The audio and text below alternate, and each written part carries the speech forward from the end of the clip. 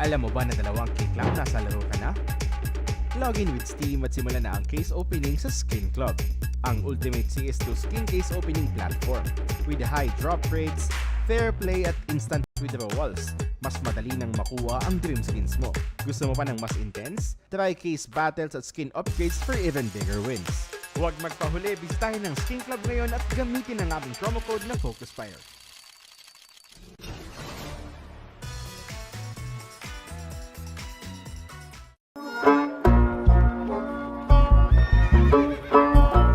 Bawal ang baril dito sa bahay namin. Bitawan nyo na yan. Akala ko kasama sa dress code ang mga baril sa major.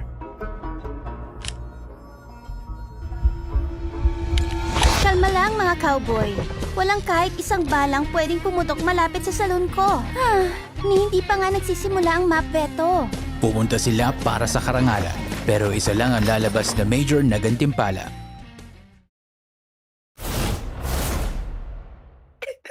Solid yan. Magandang gabi mga chong. Ako si Just Bobby, kasama ko si MLO. Welcome nga pala sa Filipino broadcast ng Blast Major ngayon sa Austin, Texas. Sorry, hindi maka-move on. Nagulat ako, pinagtagalog nila si Banks tapos si Eva Elfie. One of the best intros I have ever seen in my career. What was that? I don't know where that came from, MLO. I'm so confused. Pero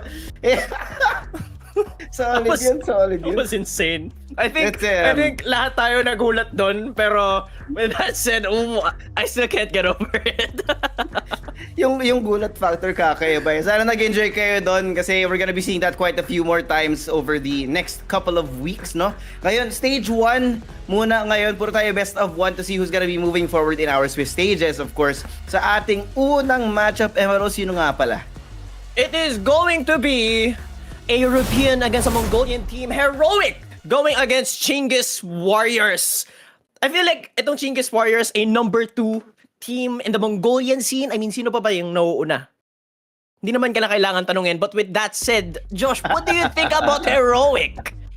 I mean, we've seen the sort of fall apart ng Heroic na simula nung umalis sina Stabby and then KD and leaving as well. So Yeah.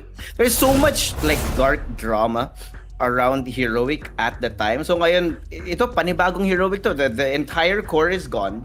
And it's just gonna be interesting kasi we haven't seen Heroic in the top tiers for the longest time. Ito yung magiging parang test nila para ipakita na kaya ba nila kahit na wala ning usual nating suspects in the Heroic camp, no? Nagpalit lang sila ng ibang red jersey.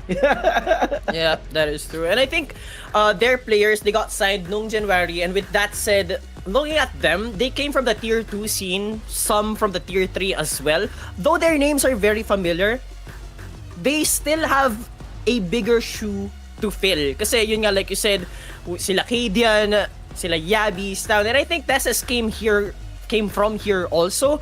Kaya all eyes are going to be on Heroic, at least for me tonight. Yeah, I mean, yun talaga. No? Magiging question siya whether or not these guys being backed by the Heroic organization, syempre sila yung parang pinakabagong bets ng Heroic organization, and they're gonna be hoping that the way or the amount of resources na binibigay nila sa mga players na to, kung magiging worth it ba siya or hindi. And this is gonna be kind of the first test if it's going to be something that it's worth it, no? So of course right now it's not too bad kasi nga nasa stage 1 pa lang naman tayo. The more serious teams that you want to look out for are gonna be later in the stages dito sa Austin Major natin. Pero for now, it is gonna be Heroic versus Chinggis Warriors. Sa mga hindi nakakaalam, best of 1 lahat ng laban natin ngayon. So, walang bawi, no? You need to win now or you go down into the 0-1 side of the bracket. And it's not necessarily the best thing when you're playing in Swiss na nagsimula ka kaagad with a loss. Yeah, I'm gonna have to agree. Pero with that said, we're talking about Heroic, right? I did say that all eyes are going to be on them, and I think it's due to the fact that they won Mesa Nomadic Master Spring just a few months ago, and a lot of teams are going to be looking into them as well. Kasi with that said, meron silang napatunayan, though on the European qualifiers, naging second lang sila, losing to OG, they still have had something already to prove. And now, do you think they'll be able to bring the same power here sa ating Austin Major?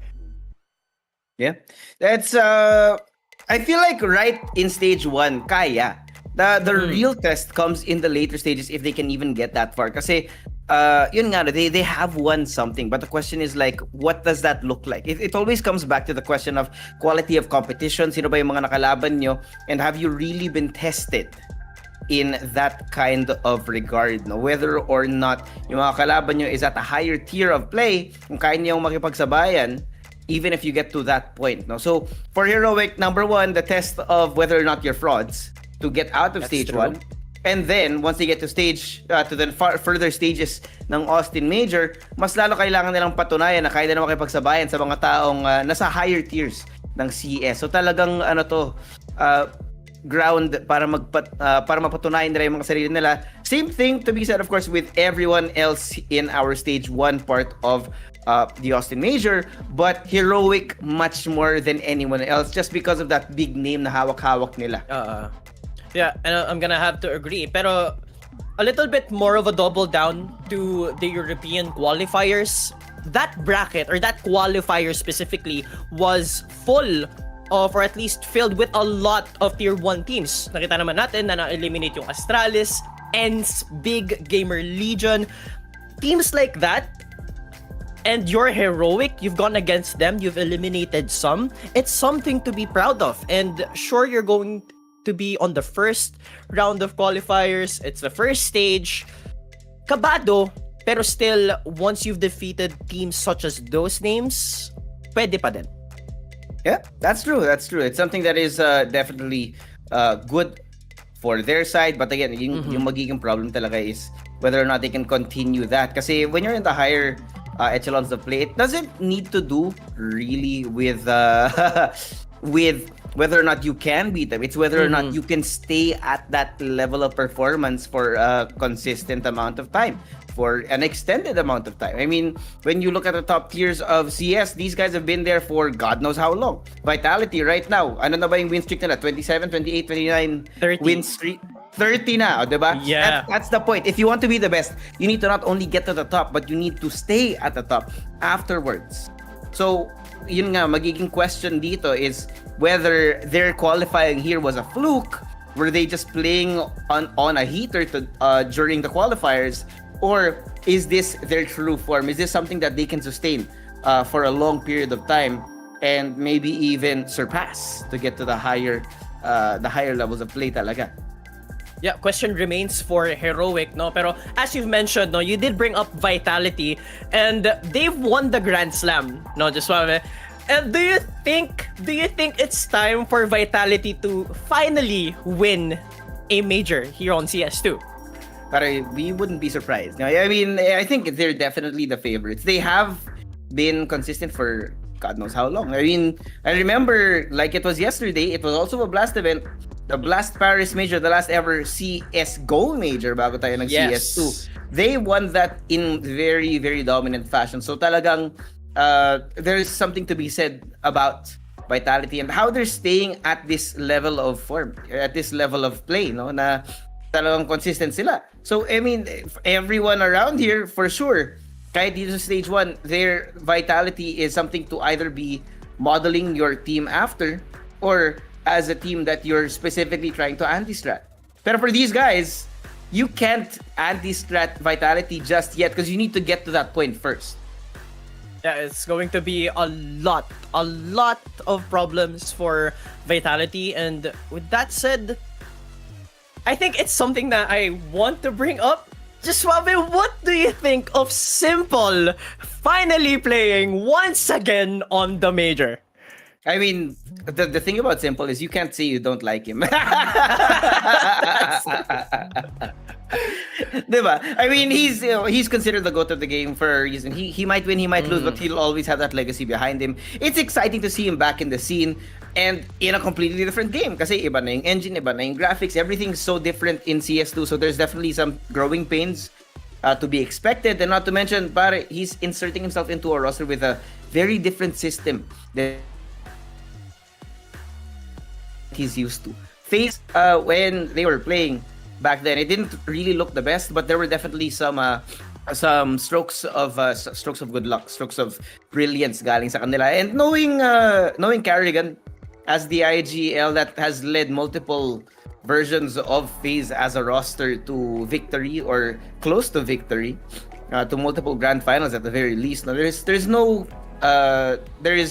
no doubt in my mind that eventually he's gonna be able to make the most out of Simple as well. Yeah, I'm gonna have to agree with you on that. And of all IGLs, siguro compared to Apex, Carrigan would definitely one of the best, if not the best IGLs to bring out that Simple, no? The Simple that we know way back CS:GO.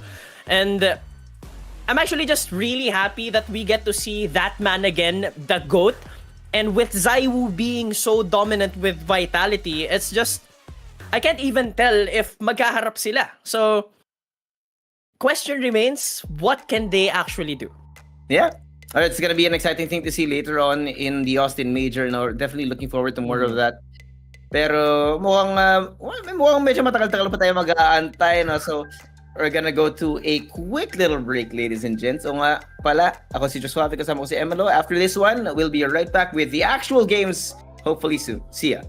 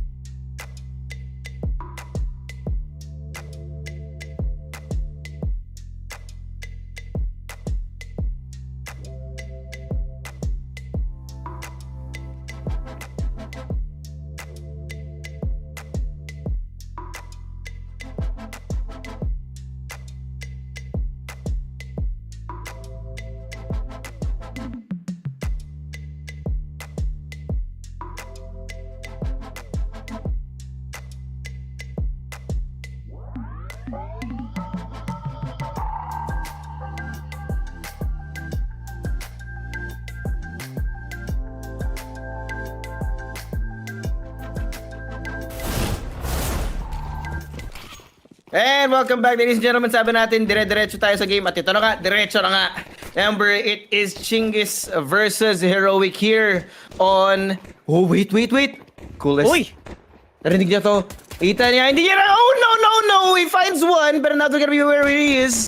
Playing inside of the water. The rest of the team, though, gonna be following up on it. Meron silang hawak dito na may space na nakapagplanta nga ng bomba ngayon. Ang Heroic. From on top, dropping down into the dualies. That's gonna be a 3v5. Medyo awkward para sa retake. Pero ang maganda dito para sa Heroic is they're all coming from one direction. Yeah, that is true. Pero itong sa Chinggis Warriors, they've got a proper hold towards connector, so this is space for them. Pero with that said, Heroic is going to be struggling to hold down the post plant. And with that said, a quick retake coming in from connector. Yeah, quick is quick, man. Yun nga. They all came from one direction, but the problem was they just had sheer numbers in their favor. So the 3v5 definitely not gonna be easy. And they were definitely not expecting them to all come from that direction, no? Kaya kita mo iba't iba yung mga angulo na hawak nila. Sunpeos was actually undecided about where he wanted to look, whether he wanted to look in the side or from the flank as well. No? Medyo awkward, but hey, good for Chinggis. They do get that first round. That play though from Kulas by letting them pass, that was absolutely genius. I love how he stayed and played with patience. That just gave them a lot of space, especially when you're playing towards B. When you have connector, it's just I mean, I've said it before, it's just a lot easier to retake. And when you're the one who planted the bomb, it's a place where you want to hold. Oh yeah. I like this though. That's absolutely empty in mid. If they can advance a couple of people here, that's slicing that map in half para hindi na alam ng Chinggis kung saan sila titingin. X-Flood has to check the corner. Rose right here. Sees the smoke. He's gonna be expecting this. Nakita yung barrel ng baril. He's gonna wait for it. Timing gonna be given. They go the other way around. LNZ walks right into it. Coolest first kill. And now they're gonna be contained between a rock and a hard place. Hero nag-aantay, E-Fire din. Good for 1. 3v5 tayo ngayon. Hindi pa nakakapasok ng site ng madalian. Cloud, 1 to trade it out. But the plant's gonna be coming elsewhere. So may B. 2v4 ngayon. Kulas only 10 HP. Ang maganda dito para kay Youngster is that he does have a good gun for this angle. San Pius though, first to disappear. If Mac he 10. can make the most out of this small Mac 10, it might be possible. One more? That's two. Everybody in the third. Oh, it's not gonna be enough. There was potential, kaso hindi enough yung bala sa baril niya. That was a little bit too close to my liking. Almost dismantled that retake coming in from Chinggis. But nonetheless, Ayuko still saves the day, denying a point from Heroic. You know, a little bit of a question coming in from me. Heroic had a proper take towards mid. I was a little bit confused kung bakit ginusto rin nilang mag-take towards CT. Maybe it's just to give them a little bit more of a pincer maneuver type of strategy.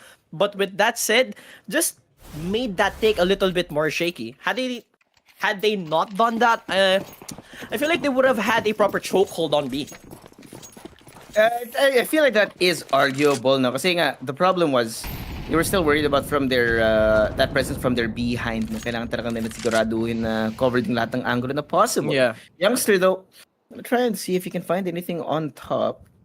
Wala muna for now. A little bit slower from Heroic this time around, no? We'll have to see where it goes from here, kasi the last couple of attempts they had going into a site that really didn't end well.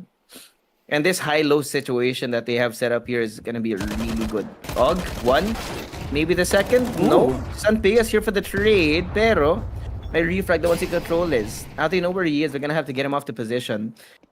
And again, after the first duel, after the first contact, dehado na naman ng isang tao, yung Heroic.